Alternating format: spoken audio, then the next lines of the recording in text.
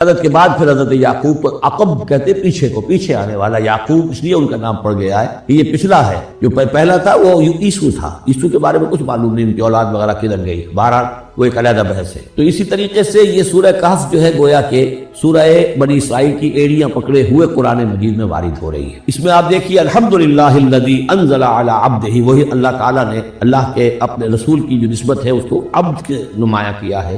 کتاب نازل کی ولم یجعل لہ عوجا، اور اس میں کوئی کجی نہیں رکھی، قیما سیدھی ٹھیک ٹھیک روشن مبین، لینذر بأسا شدیدا. اب یہ ہے لفظ جو بہت زیادہ غور کرنے کے قابل ہے. اس کتاب کے حضور پر نزول کے مقاصد میں سے ایک یہ بھی ہے خبردار کر دیں ایک بہت بڑی آفت سے. ویسے باسن جب واحد آتا ہے تو عام طور پر اس کے معنی جنگ ہوتے ہیں، جب جمع میں آتا ہے تو سختی، مصیبت، بھوک، فاقہ، یہ سارے بأسا. آیت البر میں بھی ہم نے پڑھا والصابرین فی البأساء والضراء وحین البأس. بأسا جب جمع میں آیا ہے تو فقر و فاقہ، تکلیف، مصیبت، اور حین الباس جنگ کے وقت. تو ان دونوں کو ذہن میں رکھیے. بہت بڑی آفت، بہت بڑی آفت، بہت بڑی آفت. ایک تو ہے دجالی فتنے کی، دجال المسیح الدجال جو آنے والا ہے، جس کے بارے میں حدیث میں آتا ہے کہ کوئی نبی اور رسول ایسا نہیں گزرا جس نے اپنی قوم کو دجال کے فتنے سے آگاہ نہ کیا. اور پوری انسانی تاریخ میں دجال کے فتنے سے بڑا کوئی فتنہ نہیں. اور وہ ہر بندہ مومن کے امتحان کے لیے کڑا ترین جو ہے مرحلہ آ جائے گا، سخت ترین امتحان اس کا لیا جائے گا. تو یہ جو سختی ہے اس کی خبر دیتے ہوئے یہ سورہ مبارکہ نازل ہو رہی ہے. اور خاص طور پر اسے باسن اگر جنگ کے معنی میں لیں تو الملحمۃ العظمی، کتاب الملاحم جو کہ آپ دیکھیں گے احادیث کی کتابوں میں پورا باب ہے کتاب الملاحم، اور اس کا تعلق بھی دجال کے ساتھ ہے کیونکہ پھر دجال ہی کو قتل کریں گے حضرت مسیح علیہ السلام نازل ہو کر. تو یہ سارا مسئلہ جو ہے اس کی خبر دینے کے لیے قیما لینذر بأسا شدیدا من لدنہ. گویا کہ یہ جو احادیث کی کتابوں میں آپ کو حدیث کے ابواب ملتے ہیں، چاہے وہ کتاب الفتن ہو اور چاہے وہ کتاب جو ہے آثار قیامہ ہے، اس طرح کے جتنے بھی ہیں، اور کتاب الملاحم ہے، یہ گویا کہ اس کی شرح ہے. لینذر بأسا شدیدا من لدنہ، اور یہ ہوگا بھی خاص اللہ کی طرف سے. یہ آزمائش بھی، یہ دجال کا فتنہ بھی، یہ بہت بڑی جنگ بھی جس کو آرمگڈون کہتے ہیں. کرسچین جو ٹریڈیشن ہے اس میں اس کے لیے لفظ ہے آرمگڈون، ایک بہت بڑی جنگ ہوگی. ڈکشنری میں بھی آپ دیکھیں گے کہ خیر اور شر کی قوتوں کے درمیان اس دنیا کے خاتمے سے پہلے ایک بہت بڑی جنگ ہو رہی ہے جس کا نام آرمگڈون ہے. لینذر بأسا شدیدا من لدنہ وَيُبَشِّرَ الْمُؤْمِنِينَ الَّذِينَ يَعْمَلُونَ الصَّالِحَاتِ، اور تاکہ بشارت دیں وہ ان اہل ایمان کو جو نیک عمل کرتے ہوں، أَنَّ لَهُمْ أَجْرًا حَسَنًا، کہ ان کے لیے ہوگا بہت اچھا بدلہ، مَاكِثِينَ فِيهِ أَبَدًا، اور وہ اس میں رہیں گے ہمیشہ ہمیشہ. یہ جو دجالی فتنہ ہے اس کے ساتھ ایک خاص مناسبت ہے سورہ مبارکہ کی. احادیث میں آتا ہے کہ دجالی فتنے کے اثرات سے بچنے کے لیے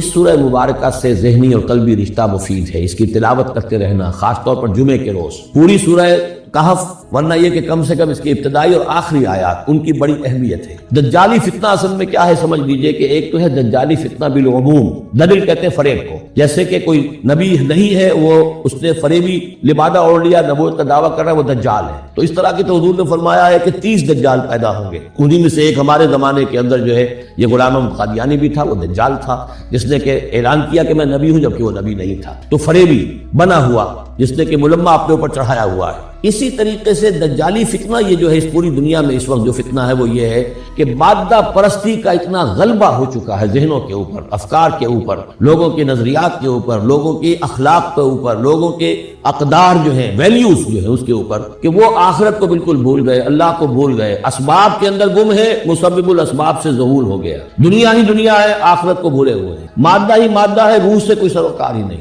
یہ ہے بالعموم جس کا نام دجالی فتنہ ہے کہ حقیقت کے اوپر پردہ پڑا ہوا ہے، آخرت پر دنیا کا پردہ پڑا ہوا ہے. یہ دنیا جو ہے در حقیقت کیا ہے؟ وَمَا الْحَيَاةُ الدُّنْيَا إِلَّا مَتَاعُ الْغُرُورِ، یہ دھوکے کا سامان ہے. اصل زندگی کو اس نے ڈھانپا ہوا ہے. ہم نے یہ سمجھ لیا کہ زندگی یہی ہے، اسی کے لیے بھاگ دوڑ، محنت، صبح و شام، اسی کے مستقبل کی فکر ہے، لیکن اصل زندگی اس کی فکر ہی نہیں. باقی ایک دجال جو ہے جو آئے گا وہ معاملہ احادیث کے اندر بھی بڑی طوالت کے ساتھ ہے اور اس میں کافی پیچیدگیاں بھی ہیں، بعض چیزیں جو ہے ایک دوسرے سے کچھ مختلف بھی ہے، اس میں پھر اہل علم کو بہرحال مطابقت پیدا کرنی پڑتی ہے. میں نے جہاں تک اپنی کوشش کی ایک رائے تک میں پہنچا ہوں، لیکن ابھی میں اسے بیان نہیں کر رہا ہوں. بہرحال دجالی فتنے کی خبریں موجود ہیں بہت شدت کے ساتھ، اور اس صورت کا پڑھنا جو ہے اس میں بہت مفید ہے. اس صورت کے مضامین کا دجالی فتنہ بالعموم سے کیا تعلق ہے وہ تو اس ہم دورہ ترجمہ دوران کے اس کے دوران بھی آپ کو معلوم ہو جائے گا، لیکن اس کے جو خاص بڑے مباحث ہیں، خاص طور پر یہ کہ ایک ہمارے بہت بڑے عالم گزرے ہندوستان میں اس صدی کے آغاز میں، مولانا مناظر حسن گیلانی، انہوں نے اس میں باقاعدہ کتاب لکھی ہے، آپ کو مل جائے گی بازار میں بھی، اصحاب کہف کے جو کا معاملہ سورہ کہف کے مباحث ہیں ان کے۔ میں نے اس کو اپنی ایک تقریر کے اندر کسی خطاب جمعہ میں سورہ کہف کے مضامین کا خلاصہ بیان کیا تھا، جس کا عنوان ہے دنیا کی حقیقت۔ ظاہر بات ہے تفاصیل زیادہ جو ہے وہ میرے لیے ممکن نہیں ہے کہ اس دورہ ترجمہ کے دوران بیان کر سکیں۔ وَيُنذِرَ الَّذِينَ قَالُوا اتَّخَذَ اللَّهُ وَلَدًا، اور خبردار کر دے ان لوگوں کو جنہوں نے کہا کہ اللہ نے بیٹا بنایا۔ یہ ساری دجالیت جو ہے اس کی جڑ کیا ہے؟ مسیحیت، جو موجودہ مسیحیت ہے، جو حقیقت میں مسیحیت نہیں ہے، پالزم ہے، جس کی بنیاد تثلیث پر ہے کہ اللہ کا بیٹا بنا دیا حضرت مسیح علیہ السلام کو، اور انہیں کفارہ بنا دیا تمام جو بھی مان لے ان کو ان کے گناہوں کا، پیش کی معافی ہے ان کے گناہوں کی جو حضرت مسیح پر ایمان لے آئے۔ اور نمبر 3 شریعت ساخت کر دی، اور نمبر 4 سارا اختیار جو ہے وہ پوپ کے ہاتھ میں دے دیا گیا کہ تم جو چاہو جس چیز کو چاہو حلال کرو، جس چیز کو چاہو حرام کر دو۔ ان چیزوں نے مل کر نفس مذہب کو اس قدر قابل نفرت سے بنا دیا کہ یورپ کے عوام کے اندر مذہب کے خلاف شدید نفرت پیدا ہو گئی۔ چنانچہ اس کے بعد جب مسلمانوں کے زیر اثر وہاں پر علم پھیلا ہے، ہسپانیہ کی یونیورسٹیوں سے علوم اور فنون جو ہیں، یہ فرانس اور اٹلی اور جرمنی کے نوجوان آتے تھے اور وہاں آ کر وہ قرطبہ اور غرناطہ اور طریقلہ کی یونیورسٹیوں سے پڑھ کر جاتے تھے، تو ان کے زیر اثر جو ایک ریفرمیشن شروع ہوئی، اصلاح مذہب، اور ایک رینائسنس، تحریک احیاء العلوم۔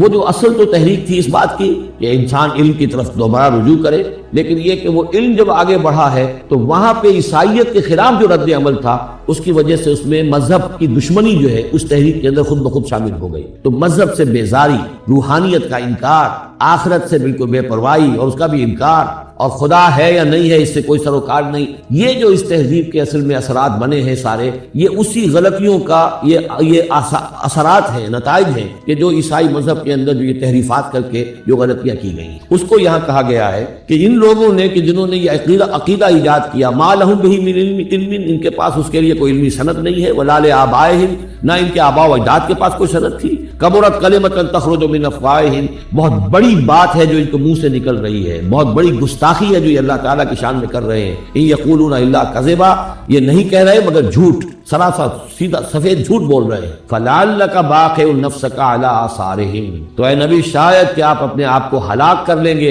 ان کے جو اثرات پڑنے والے ہیں، عیسائیت کے اس غلط عقیدے کے جو نتائج برآمد ہوئے ہیں، جب یہ نتائج ظاہر ہوں گے تو وہ اتنے سنگین ہوں گے، فلعلک باخع نفسک، کہ ان کے احساس سے، ان کے ادراک سے شاید کہ آپ اپنے صدمے سے اپنے آپ کو ہلاک کر لیں۔ ان لم یؤمنوا بہذا الحدیث اسفا، اگر یہ لوگ اس حدیث پر، اس قرآن پر، یہ بات جو بتائی جا رہی اس پر ایمان نہ لائے، اس پر ایمان نہ لائے، اپنے اس غلط عقیدے پر قائم رہے، اس غلط مذہب کو انہوں نے برقرار رکھا، تو اس کا جو رد عمل ہوگا نوع انسانی پر، اور اس سے تاریخ انسانی اور انسانی ثقافت جس غلط رخ پر پڑے گی، جو دجالیت کا فتنہ اس سے جنم لے گا، ان تمام چیزوں کے اثرات سے شاید آپ کو اتنا صدمہ ہو کہ فلعلک باخع نفسک علی آثارہم ان لم یؤمنوا بہذا الحدیث اسفا انا جعلنا ما علی الارض زینۃ لہا، ہم نے زمین کے اوپر جو کچھ ہے اسے اس کا گہنا بنا دیا ہے، بناؤ سنگھار بنا دیا ہے، زینت بنا دیا ہے۔ یہ آپ نوٹ کر لیجئے، لفظ زینت اور زمین میں اس کی زیبائش اور آرائش، یہ اس سورہ مبارکہ کا عمود ہے،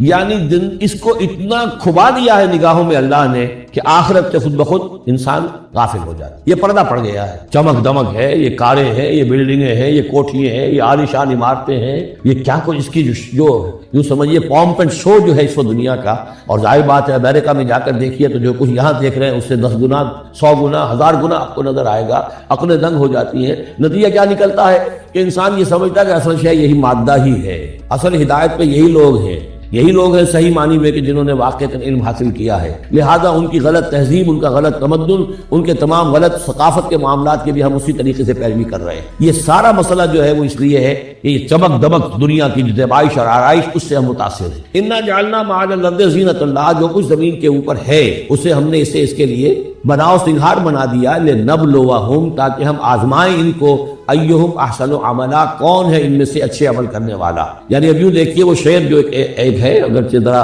تھوڑا سا شان باری تعالیٰ کے اعتبار سے تو شاید اتنا مناسب نہ ہو، لیکن یہ کہ مفہوم کو ادا کرتا ہے کہ رخ روشن کے آگے شمع رکھ کر وہ یہ کہتے ہیں ادھر آتا ہے دیکھے یا ادھر پروانہ جاتا ہے۔ ایک طرف ذات باری تعالیٰ ہے اور ایک طرف یہ دنیا ہے، اس کی چمک دمک ہے۔ اب یہ پروانہ جو ہے یہ انسان، اس کا امتحان، آیا یہ اللہ اور آخرت کی طرف جا رہا ہے یا دنیا کی طرف اور دنیا کی زیبائش اور آرائش کی طرف جا رہا ہے؟ جو زیبائش اور آرائش کی طرف چلا گیا وہ گیا، وہ تباہ و برباد ہو گیا، فقط خسر خسران مبین۔ اور جس نے اس دنیا کی زیبائش اور آرائش اس سے منہ موڑ کر وہ جو حقیقت ہے، جو اصل حسن ازلی ہے اللہ تعالیٰ کا اور اس کا جو جلال اور کمال ہے اور جو آخرت کی نعمتیں ہیں، ان کو اختیار کر لیا، وہ کامیاب ہو۔ تو امتحان اتنا ہی ہے کہ رخ روشن کے آگے شمع رکھ کر وہ یہ کہتے ہیں ادھر جاتا ہے دیکھے یا ادھر پروانہ آتا ہے۔ وَإِنَّا لَجَاعِلُونَ مَا عَلَيْهَا صَعِيدًا جُرُزًا، اور یہ کہ جو کچھ بھی اس پر ہے ہم ایک وقت آئے گا کہ اس کو بنا کر رکھ دیں گے جیسے کہ میدان جس میں سے کہ فصل کاٹ لی گئی ہو۔ جب قیامت ہوگی کیا ہوگا یہاں پر؟ اسی زمین کو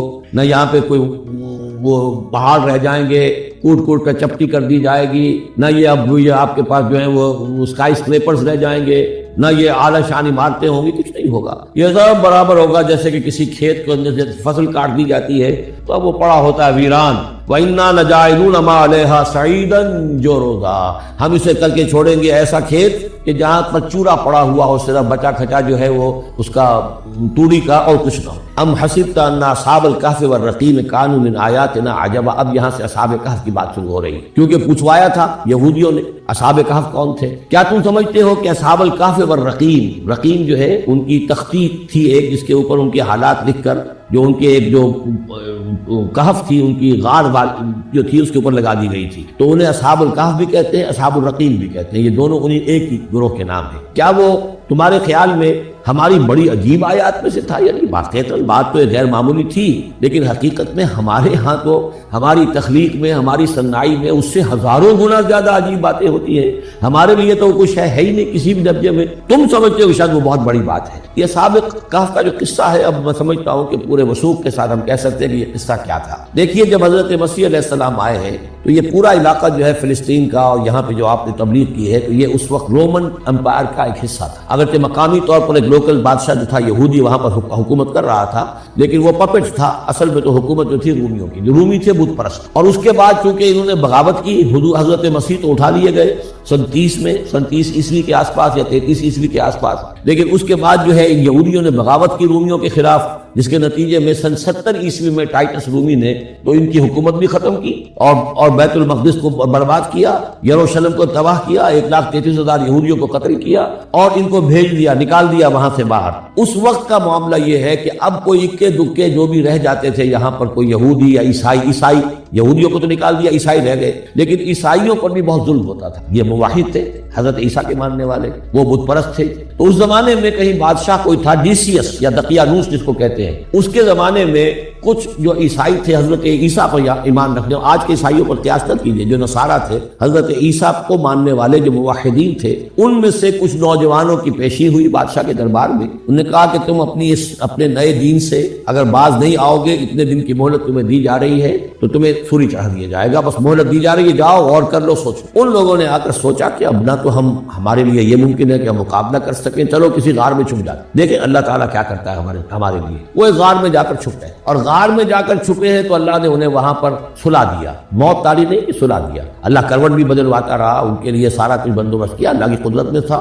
حضرت عزیر کو 100 برس کے لیے مار دیا تھا، موت کے بعد ان کو دوبارہ زندہ کر دیا۔ لیکن یہ کہ ان کا معاملہ یہ ہے کہ ان کو وہاں پر جو ہے تقریباً 300 برس یہ وہاں پر پڑے رہے اس غار کے اندر۔ غار کی شکل کچھ خاص ایسی تھی کہ ادھر آنا جانا لوگوں کا تھا ہی نہیں، اور یہ ہے جو موجودہ ترکی کے علاقے میں شہر ایفسس ہے، اس کے آس پاس ہیں اس طرح کے غار، جیسے ایجنٹا کے غار ہندوستان کے مشہور ہیں، ایسے ہی وہاں بھی غاروں کا سلسلہ ہے، اور ہیں بھی وہ ایسے کہ ان کے دہانے جو ہے وہ ہیں شمال کی جانب، تو دھوپ ان میں براہ راست نہیں جاتی، صرف یہ کہ ریفلیکٹڈ لائٹ تو آتی ہے لیکن یہ کہ براہ راست دھوپ نہیں جاتی، تو ایک طرح کا اندھیرا سا اس کے اندر، ٹوائی لائٹ جسے آپ کہہ لیں، وہ رہتا ہے سارا دن۔ وہاں پر یہ 300 برس تک سوتے رہے۔ اس 300 برس کے عرصے میں یہ ہوا کہ رومن امپائر جو ہے اس نے خود عیسائیت اختیار کر لی۔ 300 عیسوی کے اندر کانسٹنٹائن جو تھا ایمپرر، وہ عیسائی ہو گیا، اب پوری امپائر جو عیسائی ہو گئی۔ اب اس کے زمانے میں اس کے بعد تھیوڈوسیس ہے ایک، 446 عیسوی میں یہ تھا، اس کے زمانے میں اللہ تعالیٰ نے ان لوگوں کو جگایا 300 برس کے بعد۔ اب یہ سمجھ رہے ہیں کہ وہی زمانہ ہے، وہی کفار کی حکومت ہے، وہی مشرکین ہے،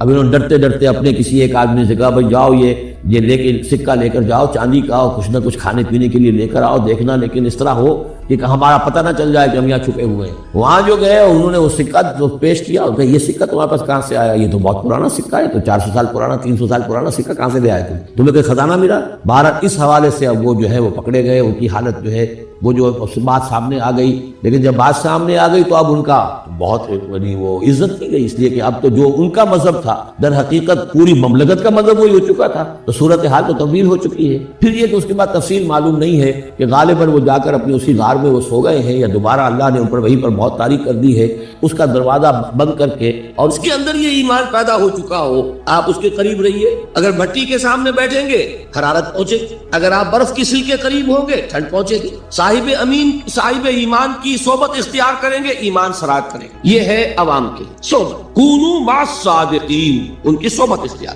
تیسرا ذریعہ ہے جو ہمارے لیے خاص طور پر جو مسلمان پیدا ہوئے ہیں، اب ایک بچہ ہے 7 سال کا، آپ نے نماز پڑھنے کی عادت ڈال دی، پڑھ رہا، اگرچہ غیر شعوری عمر سے شروع کر دیا، اس روزہ رکھتا ہے، 9 برس کا ہو گیا روزہ رکھنا شروع کیا۔ یہ اعمال جو ہیں ان سے بھی ایک یقین پیدا ہوتا ہے، جیسے یقین سے عمل پیدا ہوتا ہے ایسے ہی عمل سے بھی یقین پیدا ہوتا ہے۔ جب مداومت کرتے رہیں گے اس پر تو اس سے بھی ایک یقین کی کیفیت انسان میں پیدا ہو۔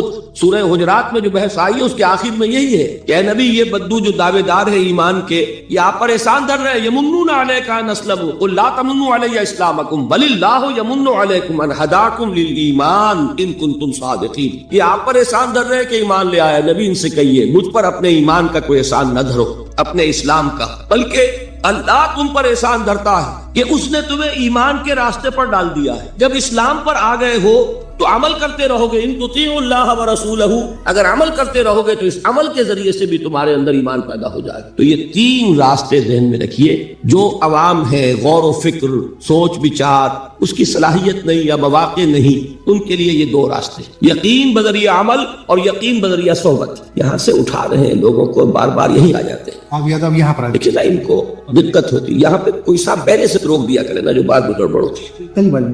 تو ایک ایمان ہے انٹلیکچوئلز کا، صدیقین کا، جن کو قرآن کہتا اولو الالباب الذین یعقلون ان فی خلق السماوات والارض واختلاف اللیل والنہار لآیات لأولی الالباب، ہوش مندوں کے لیے، عقل مندوں کے لیے، غور و فکر کرنے والوں کے لیے، اصحاب دانش و بینش کے لیے ہماری کائنات میں ہماری نشانیاں ہیں، غور کرو اور ہمیں پہچانو، خود اپنے اندر جھانکو اور ہمیں پہچانو، اور ہماری یہ آیات جو ہیں ہمارے کلام کی، اس کی آیات جو ہیں ان میں وہ ایمان رچا بسا ہوا ہے، ان پر غور کرو، غوطہ زنی کرو۔ قرآن میں ہو غوطہ زن ہے مرد مسلمان، یہ ہے ٹاپ کا ایمان، یہ ہے اصل وہ ایمان کہ جو مطلوب ہے۔ اب باقی حضرات جو ہیں ان کے قریب رہیں گے ایمان حاصل کر لیں گے، اور جو اعمال اللہ نے بتائے ہیں ان پر عمل کرتے رہیں گے ایمان۔ اب دوسری بات کی طرف آئیے، نفاق سے کیسے بچا جائے، اس کے لیے بھی 3 عمل ہیں۔ پہلی چیز اور 2 چیزیں تو وہ ہیں کہ جو سورہ منافقون ہی کے دوسرے رکوع میں بیان ہوئی۔ پریونشن کیسے ہوگی، بچو گے کیسے؟ دوام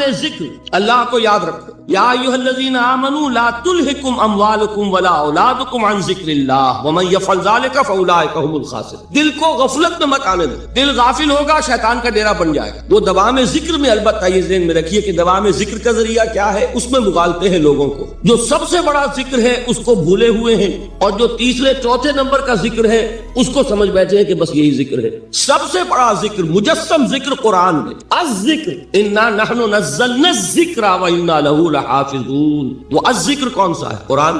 اسی کو فرمایا، میں نے وہ آیت سنائی تھی کہ لوگ تنزیہ کہتے تھے، یا ایھا الذی نزل علیہ الذکر انک لمجنون، حضور سے مخاطب ہوا کہتے ہیں فلاں جس کے اوپر کے اس کے خیال کے مطابق ذکر نازل ہوا ہے، ہم تو تمہیں پاگل سمجھتے ہیں۔ وہاں بھی لفظ کیا ہے؟ الذکر۔ تو معلوم کیا ہوا؟ انا انزلنا الیک الذکر لتبین للناس ما نزل الیہم، یہ الذکر ہے۔ تو اس سے بڑا ذکر کوئی نہیں۔ تلاوت قرآن، تدبر قرآن، غور و فکر قرآن کا، قرآن کو یاد کرنا۔ اس پر میرا کتاب چاہے مسلمانوں پر قرآن مجید کے حقوق، اب تو یہاں شاید کوئی کتاب موجود نہیں رہی ہے، اور اگر آپ کو ضرورت ہوتی ہے پاکستان سے منگا لیتے ہیں ہر شے، پڑھیے انشاءاللہ آ جائے گی چیز۔ نمبر 2 ذکر کیا ہے؟ اقیم الصلاۃ لذکری، نماز کو قائم کرو میری یاد کے لیے۔ یہ ذریعہ ذکر میں وہ تو ہے ہی مجسم ذکر، اور یہ ذریعہ ذکر میں سب سے اہم ہے۔ یہ عملی ذکر بھی ہو رہا ہے اور قولی بھی ہو رہا ہے۔ سورہ فاتحہ پڑھی آپ نے، قرآن شریف کچھ آیات پڑھی، پھر رکوع کیا۔ یہ رکوع جو ہے یہ آپ کا عملی ذکر ہے کہ آپ نے اپنے وجود سے اللہ کی عظمت کو تسلیم کیا، پھر آپ سجدے میں گرے۔ یہ آپ کا عملی ذکر ہے کہ اپنے وجود سے آپ نے اللہ کی عظمت کو اور تسلیم۔ تیسری چیز ہے مسنون دعائیں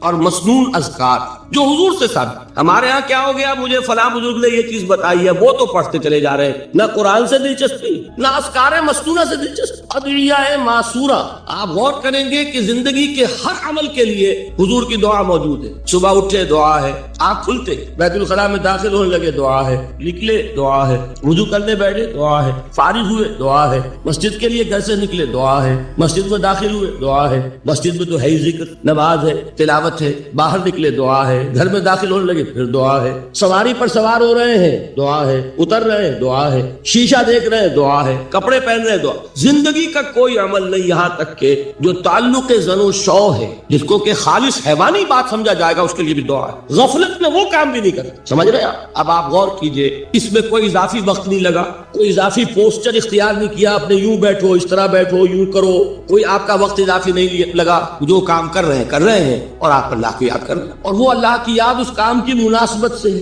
ان ادعیہ معصورہ سے 2 تعلق جڑ گئے انسان کے۔ دعا کس سے کر رہے ہیں؟ اللہ سے، جڑا کہ نہیں؟ اور یہ الفاظ کس کے ہیں؟ محمد رسول اللہ کے۔ تو آپ کے 2 تعلق جڑ گئے۔ آپ اپنی جی سے گھڑ کر دعا مانگیں گے تو پہلا تعلق ہو جائے گا، دوسرا نہیں ہوگا۔ بہتر سے بہتر دعا مانگ لیں آپ، لیکن حضور سے جو معصور اور مسنون الفاظ جب آپ زبان سے نکالتے ہیں تو آپ کا تعلق اللہ سے بھی ہوا بذریعہ دعا، اور وہ الفاظ چونکہ حضور کے ہیں صلی اللہ علیہ وسلم تو حضور کے ساتھ ہوا۔ یہ تیسرا درجہ۔ چوتھے درجے میں مانتا ہوں کہ ایک ہوتی ہے خاص کسی شخص کے امراض کی تشخیص کرنے کے بعد تجویز۔ کوئی اگر طبیب ہے، ماہر طبیب روحانی، وہ آپ کو دیکھے گا تو اندازہ لگائے گا کہ آپ میں کیا کمی ہے، اس کے مطابق آپ کو ذکر بتائے گا، بھئی فلاں آیت کا مراقبہ کیا کرو۔ کسی میں بزدلی ہوتی ہے، کسی میں مال کی محبت زیادہ ہوتی ہے، کسی میں توکل کی کمی ہے، کسی میں شہرت کی خواہش ہے، نمایاں ہونے کا جذبہ ہے، کسی میں تکبر ہے۔ سب کا ایک سا برس تو نہیں ہوتا، تو یہ در حقیقت اندھے کی لاٹھی سے نہیں چلنے والی بات،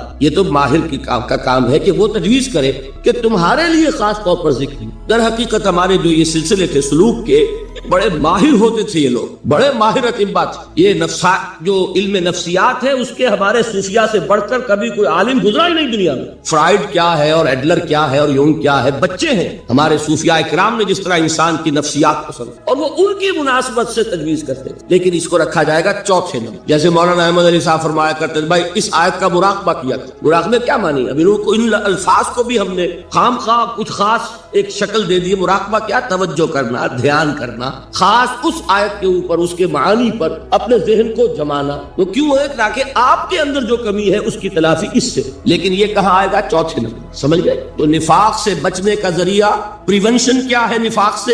دوام ذکر۔ نہ تمہیں تمہاری اولاد، نہ تمہارے اموال، نہ تمہاری تجارت، نہ کاروبار اللہ کے ذکر سے غافل نہ کر سکے۔ پنجابی میں کہتے ہیں کہ ہتھ کارول اور دل یاد۔ کام کر رہے ہیں آپ، لیکن یہ کہ دل اللہ کے ساتھ لگا ہوا، زبان تر ہے اللہ کی یاد سے۔ جو قرآن یاد ہے، گاڑی میں آپ بیٹھے جا رہے ہیں، 2 گھنٹے آپ کو کار میں لگانے ہیں، قرآن شریف پڑھتے جائیے، اس سے بڑا ذکر ہی کوئی۔ یہ ہے پریونشن۔ اب اگر مرض ہو جائے تو کیا؟ اس کے لیے 2 چیزیں ضروری ہیں۔ ایک دیکھیے عجیب ہے، یہ نفاق کا علاج انفاق، صرف ایک الف لگانا۔ انفاق کے معنی اور یہ پتا ہے کس سے؟ نفقت الدراہم، پیسے ختم ہو گئے، مک گئے، یا نفق الفرس، گھوڑا مر گیا۔ تو مال کو کھپانا، لگانا اللہ کی راہ میں، اگر دل میں نفاق کی کوئی آلائش آئی ہے تو اس کا ازالہ ہوگا انفاق فی سبیل اللہ۔ مال اللہ کی راہ میں دیجیے، صدقہ کیجیے، خیرات کیجیے، دیجیے، اللہ کے دین میں لگائیے۔ جتنا لگائیں گے نفاق دھل جائے، اس لیے کہ اصل سبب نفاق کا ہے ہی حب دنیا کی محبت، لہذا اس کا ازالہ ہوگا۔ جو سب سے محبوب شے ہے مال، انہ لحب الخیر لشدید، مال محبوب ترین ہے کہ نہیں، لہذا اس کو اللہ کی راہ میں لگائیں گے تو وہ نفاق دھل جائے۔ اور ایک اور چیز ہے جو بہت اہم ہے، بہت ہی شعوری طور پر اس کا اہتمام کیجیے۔ جس وقت دین کے کسی فرض کی انسان کو سمجھ آ جائے, اس کا شعور پیدا ہو جائے, پھر ڈیلے نہ ہو. ذرا سا ڈیلے جو ہے اس پر عمل کرنے میں, یہ در حقیقت نفاق کو جڑ پکڑنے کا موقع دینا ہے. امیڈیٹ ایکشن, ایک بات سمجھ میں آ گئی, فوراً عمل. اس میں شیطان کیا کرتا ہے, ذرا ٹھہر جاؤ, ابھی دیکھو یہ فرض ہے, یہ ذمہ داریاں ہیں, یہ کرنا ہے, اور پھر لگا دینا اپنے آپ کو. بہت سے لوگ کہتے ہیں بس یہ ریٹائرمنٹ کے بعد تو سارا میں دین کے لیے وقت کر دوں گا. اول تو خدا کے بندے تمہارے اندر رہ کیا جائے گا ریٹائرمنٹ کے بعد, سارا تو کھپ چکو گے, رہ کیا جائے. دوسرے یہ کہ یہ بھی جان لیجئے کہ کار دنیا کسے تمام نہ کر, ریٹائرمنٹ کے بعد کون فارغ ہو جاتا ہے؟ بیٹوں بیٹیوں سے فارغ ہوئے تو پوتے پوتیاں موجود ہیں, نواسے نواسیاں موجود, کبھی بھی وہ بوجھ ختم نہیں ہوتا زندگی کا. وہ تو یہ کہ آج بات سمجھ میں آئی ہے تو آج عمل ہونا چاہیے. قرآن مجید میں سورہ انعام میں بڑی شدید وعید آئی ہے, الفاظ ہیں یہ, وَنُقَلِّبُ أَفْئِدَتَهُمْ وَأَبْصَارَهُمْ كَمَا لَمْ يُؤْمِنُوا بِهِ أَوَّلَ مَرَّةٍ. انسان پر ایک حقیقت کا انکشاف ہوا کہ یہ بات حق ہے, فوراً تسلیم کر, کسی مصلحت کی وجہ سے, کسی بزدلی کی وجہ سے, کسی لالچ کی وجہ سے, کسی اپنی سیادت یا قیادت کی وجہ سے. کیسے مان لوں, لوگ کہیں گے کہ یہ نیچے ہو گیا, وہ اونچا ہو گیا جس کی بات مانی, کسی وجہ سے رک گئے. تو اللہ تعالیٰ اندر سے وہ جو استعداد ہے حق کو پہچاننے کی وہ سلب کر دے. وَنُقَلِّبُ أَفْئِدَتَهُمْ وَأَبْصَارَهُمْ, ہم الٹ دیں گے ان کے دلوں کو بھی اور ان کی آنکھوں کو بھی. کیوں؟ كَمَا لَمْ يُؤْمِنُوا بِهِ أَوَّلَ مَرَّةٍ, اس لیے کہ وہ پہلی مرتبہ جب انکشاف حق ہوا ہے وہ ایمان نہیں لایا. اس کا میں ایک واقعہ آپ کو سنانا چاہتا ہوں کہ کس طرح صحابہ کرام پر بھی وقتی طور پر یہ واقعہ اگر صحابہ کرام کا نہ ہوتا تو یہ حقائق سمجھ میں نہ آتے. غزوہ تبوک کے موقع پر یہ میں جملہ انکمپلیٹ رہ گیا, ضعف ایمان کا حملہ ہو جاتا تھا, نفاق کا نہیں معاذ اللہ, لیکن ضعف ایمانی کی اگلی منزل شروع ہو جاتی ہے نا نفاق. جہاں جھوٹ بولنا شروع کیا نفاق, جھوٹی قسمیں کھانی شروع کی سیکنڈ سٹیج, اور جہاں مومنین صادقین سے بغض اور عداوت پیدا ہو گیا وہ تھرڈ سٹیج. تو وہ ضعف ایمان کا کیسے ہوتا ہے یہ حضرت کعب ابن مالک نے بڑی تفصیل سے بیان کیا ہے. غزوہ تبوک کے موقع پر جہاں منافقین نے آ کر جھوٹے بہانے بنائے, جھوٹی قسمیں کھائیں اور حضور سے ایگزمپشن لے لی, چھٹی لے لی, رخصت لے لی, وہاں 3 ایسے صحابہ بھی تھے جو مومن صادق تھے, لیکن وقتی طور پر شیطان نے انہیں ورغلایا. کیسے ورغلایا وہ سمجھ لی. کعب ابن مالک نے تفصیل سے بیان کیا ہے, اور میرے نزدیک یہ جہاں تک میرا مطالعہ ہے طویل ترین حدیث ہے, بخاری اور مسلم میں بھی موجود. حضور جب واپس آئے ہیں اور اب آپ نے ایک ایک کو بلایا, جن لوگوں نے تو پہلے جھوٹی قسمیں کھا لی تھی ان کو تو بلانے کی ضرورت نہیں تھی, لیکن کچھ لوگ ایسے بھی تھے کہ جنہوں نے ایگزمپشن بھی نہیں لی تھی اور گئے بھی نہیں تھے. اب ان کو آپ نے ایک ایک کر کے پیشی ہوئی, آپ کیوں نہیں گئے تھے؟ تو اب جو منافقین تھے ان میں سے انہوں نے اس موقع پہ جھوٹی قسمیں کھا لی. خدا کی قسم حضور ہم تو بالکل تیار تھے, پوری میں نے تیاری بھی کر لی تھی, پورا ارادہ تھا, یہ وقتی طور پر یہ مصیبت مجھ پر آ گئی. جس نے قسم کھائی انہوں نے کہا اچھا ٹھیک ہے جائیے. کعب ابن مالک کی باری آئی تو ان کے الفاظ اپنے یہ کہ جب میں پیش ہوا تو حضور کے چہرے مبارک پر ایک غصے والی مسکراہٹ تھی. زہر خلق کہتے ہیں, ایک مسکراہٹ ہے لیکن غصے کے ساتھ, غضبناک. آپ فرمائیے آپ کیوں نہیں گئے؟ حضرت کعب یہ فرماتے ہیں کہ میں نے عرض کیا کہ حضور زبان میرے پاس بھی ہے, جھوٹ میں بھی بول سکتا ہوں, لیکن جھوٹ بول کر میں اس وقت آپ کی ناراضگی سے تو بچ جاؤں گا لیکن اللہ کے پکڑ سے نہیں بچ سکوں گا. میں اعتراف کرتا ہوں کہ جتنا صحت مند میں اس زمانے میں تھا کبھی نہیں تھا, جتنا فارغ البال اس وقت تھا کہ میرے پاس ساز و سامان موجود تھا راستے کے لیے, اتنا میں کبھی نہیں تھا. لیکن ہوا کیا؟ ہوا یہ کہ مجھے میرے نفس نے, شیطان نے پٹی پڑھائی. وہ پٹی کیا پڑھائی کہ حضور تو 30,000 کے لشکر کے ساتھ چلیں گے تو لشکر تو سلولی موو کرے گا نا,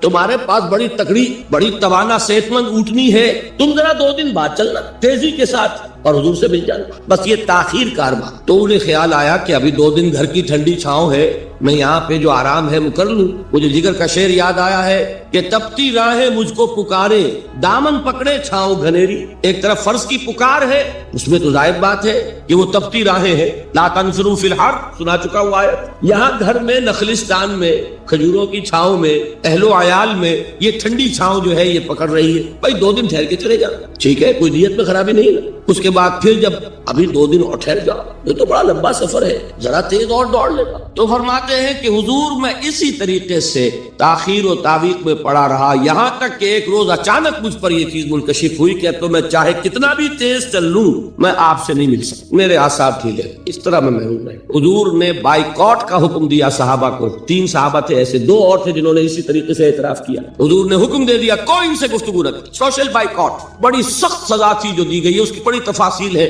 اللہ تعالیٰ شوق دے تو وہ حدیث پوری پڑھیے. میں نے تو 2 جمعوں میں ایک مرتبہ صرف اس ایک حدیث کو بیان کیا تھا. شاید کہیں کیسٹس ہوں میرے ہاں, ہمارے نمبر کوئی مجھے یاد نہیں ہے, لیکن یہ بڑی عجیب حدیث ہے. لیکن اس میں جو اصل سبق ہے وہ کیا ہے؟ اس طریقے سے شیطان لیت و لال, تاخیر, تعویق, ابھی کیا جلدی ہے, ذرا اس کام سے فارغ ہو لو, ذرا پھر تلافی کر لینا, ذرا زیادہ زور سے کام کر لینا. یہ وہ چیز ہے کہ جو وہ تو خیر صحابی تھے, بچ گئے. اگر وہاں جھوٹی قسم بھی کھا دیتے تو گئے تھے. یہ تو اتنا ہی ہے نا, مردی و نامردی قدم فاصلہ دارت. اس میں تو یہی ہے کہ ذرا ایک جھوٹی قسم کھا دیتے, جھوٹی بہانہ بنا دیتے تو اب ضعف ایمان نہ رہتا, وہ نفاق کی سنت شروع. وہ اللہ تعالیٰ نے ان کو بچایا. لیکن یہ کہ ہم کیسے بچے؟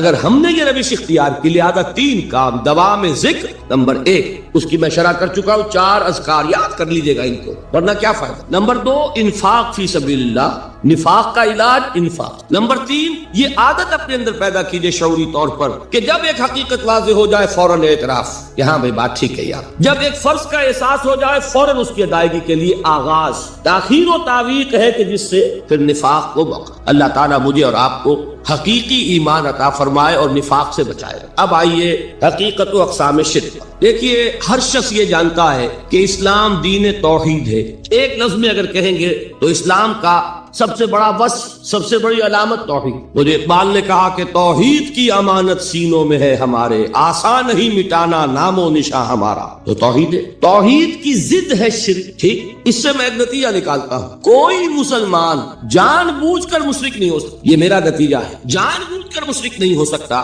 وہ شرک میں مبتلا ہوگا تو نہ سمجھی میں ہوگا, نہ دانی میں ہوگا, اسے شرک نہیں سمجھے گا. یہ ممکن نہیں ہے کہ کوئی مسلمان ہو, گیا سے گیا مسلمان, گزرا سے گزرا مسلمان, گھٹیا سے گھٹیا مسلمان, لیکن وہ شرک کو شرک سمجھتے ہوئے اس پہ آلودہ ہوتا. کیا سمجھ میں نہیں آتا کہ شرک. تو ضرورت بہت ہے کہ ہم یہ پہچانے کہ یہ شرک ہے کیا. دوسری بات یہ جان لیجئے, ہمارے دین میں ناقابل عفو جرم کون سا ہے؟